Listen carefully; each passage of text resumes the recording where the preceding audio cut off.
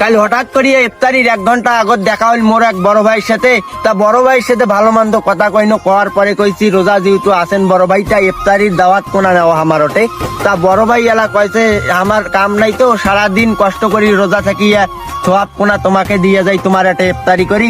তারপর ফির হামা কইনো কি এগুলা বলদ মার্কা কথাবার্তা কইছেন বড় ভাই, আল্লাহর ভান্ডারত কি সোয়াবের অভাব আছে নাকি?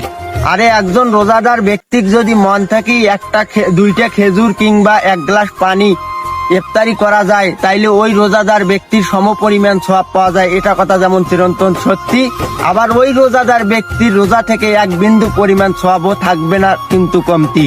আলহামদুলিল্লাহ, দেখতে দেখতে সবগুলো রোজা চলিয়ে গেল, হাতে গোনা আছে আর কয়েকটা বাকি।